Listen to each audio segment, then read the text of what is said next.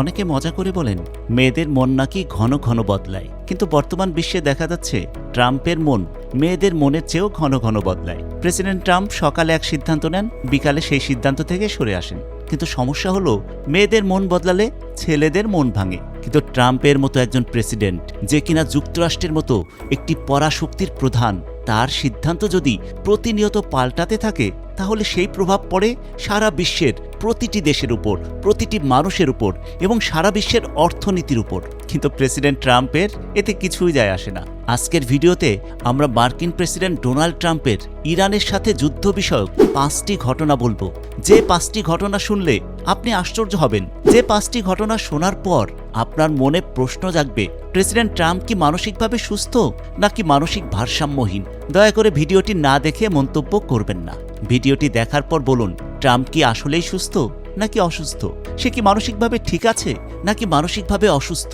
আরেকটা বিষয়, মানসিক ভারসাম্য নিয়ে এই প্রশ্নটা শুধু আমি একা করছি না, বরং যুক্তরাষ্ট্রের সাবেক সিআইএ প্রধান জন ব্রেনান প্রেসিডেন্ট ট্রাম্পের এই উদ্ভট কথাবার্তা এবং আচরণ পর্যবেক্ষণ করে বলেছেন ট্রাম্পের মতো একজন ব্যক্তির হাতে যুক্তরাষ্ট্রের এত বড় পারমাণবিক ভাণ্ডার এবং এত বড় অস্ত্র ভাণ্ডার থাকা সারা বিশ্বের জন্য ঝুঁকিপূর্ণ।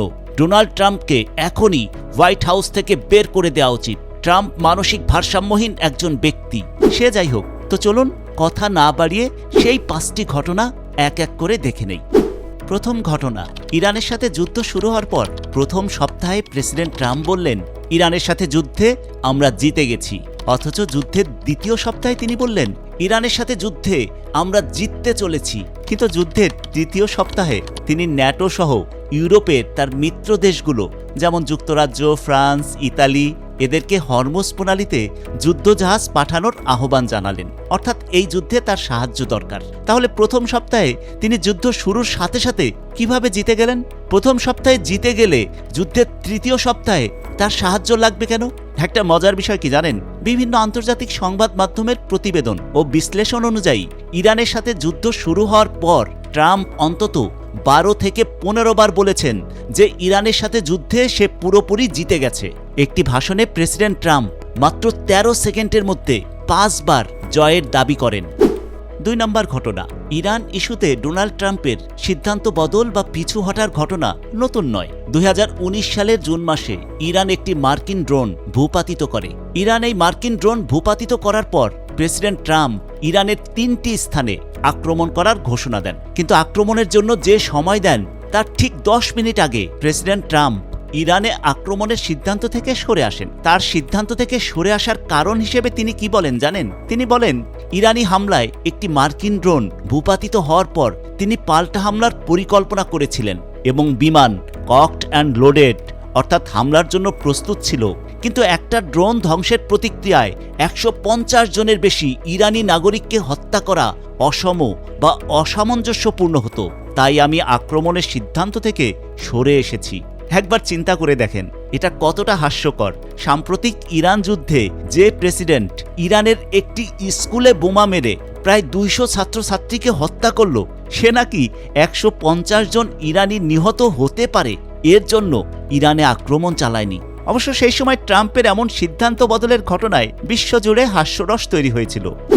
3 নম্বর ঘটনা, ডোনাল্ড ট্রাম্প ইরানকে হরমুজ প্রণালী খুলে দেওয়ার জন্য এবং একটি শান্তি চুক্তিতে পৌঁছানোর জন্য কঠোর আলটিমেটাম দেন। ট্রাম্প ইরানকে 48 ঘন্টার আলটিমেটাম দিয়ে বলেন এই সময়ের মধ্যে যদি হরমুজ প্রণালী দিয়ে জাহাজ চলাচল স্বাভাবিক না করা হয় তবে যুক্তরাষ্ট্র ইরানের বিদ্যুৎ উৎপাদন কেন্দ্র ও অবকাঠামোগুলোতে হামলা চালাবে।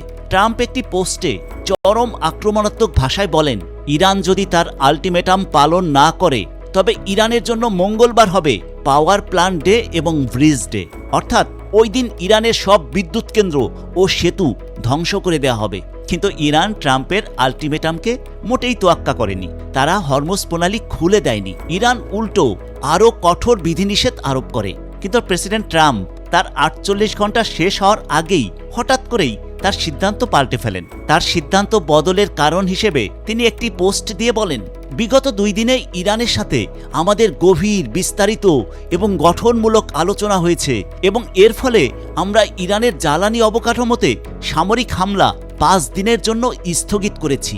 ট্রাম্পের এই পোস্টের পর ইরানের পার্লামেন্টের স্পিকার মোহাম্মদ বাগের গালিবাফ এবং পররাষ্ট্র মন্ত্রণালয় জানায় ট্রাম্পের সাথে ইরানের এই ধরনের কোনো আলোচনা হয়নি। ইরান ডোনাল্ড ট্রাম্পের এই দাবিকে মিথ্যাচার এবং ধোঁকা বলে অভিহিত করে। অনেকেই তখন মজা করে বলেন ট্রাম্প হয়তো নিজেই নিজের সাথে আলোচনা করে তার আলটিমেটাম থেকে সরে এসেছেন। 4 নম্বর ঘটনা, প্রেসিডেন্ট ট্রাম্প হরমুজ প্রণালীতে বাণিজ্যিক জাহাজ সুরক্ষার জন্য মিত্র দেশগুলোকে যুদ্ধজাহাজ পাঠানোর আহ্বান জানিয়েছিলেন। তবে যখন মিত্র দেশগুলো যেমন Germany, Italy, Spain, Japan, Australia এসব দেশগুলো সাড়া দেয়নি এবং তারা জাহাজ পাঠায়নি, তখন হঠাৎ করেই ট্রাম্প বলেন এই কাজের জন্য যুক্তরাষ্ট্রের অন্য কোনো দেশের সাহায্যের দরকার নেই এবং আমি কেবল অন্য দেশগুলো কিভাবে প্রতিক্রিয়া জানায়, তারা কি করে এটা দেখছিলাম। শুধুমাত্র এটা দেখতেই আমি তাদেরকে আহ্বান জানিয়েছিলাম। ট্রাম্পের এই কথায় মনে হচ্ছিল তিনি সবার সাথে একটু গ্রামের বাচ্চাদের মতো লুকোচুরি খেললেন। 5 নম্বর ঘটনা, ইরানের সাথে যুদ্ধের এক পর্যায়ে ট্রাম্প ন্যাটোর কাছ থেকে সাহায্য চান, কিন্তু ন্যাটো তার আহ্বানে সাড়া দেয়নি এবং তারা ইরানের সাথে যুদ্ধে জড়াতে অস্বীকার করে। এবার ট্রাম্প কি করলেন? ন্যাটোর সাহায্য চেয়ে না পেয়ে ট্রাম্প বললেন যুক্তরাষ্ট্র সামরিকভাবে এতটাই শক্তিশালী যে তাদের ন্যাটোর সাহায্যের প্রয়োজন নেই। তবে তিনি ন্যাটোর আনুগত্যের পরীক্ষা নিলেন এবং ভবিষ্যতে তিনি ন্যাটোর সাথে কাজ করবেন না এবং ন্যাটো থেকে বেরিয়ে যাবে যুক্তরাষ্ট্র। আচ্ছা বন্ধুরা, ট্রাম্পের এই ধরনের উদ্ভট কথাবার্তা এবং আচরণ শুনে আপনার কি মনে হয়? সে কি মানসিকভাবে সুস্থ নাকি আসলেই তার মানসিক সমস্যা রয়েছে? কমেন্ট করে জানান।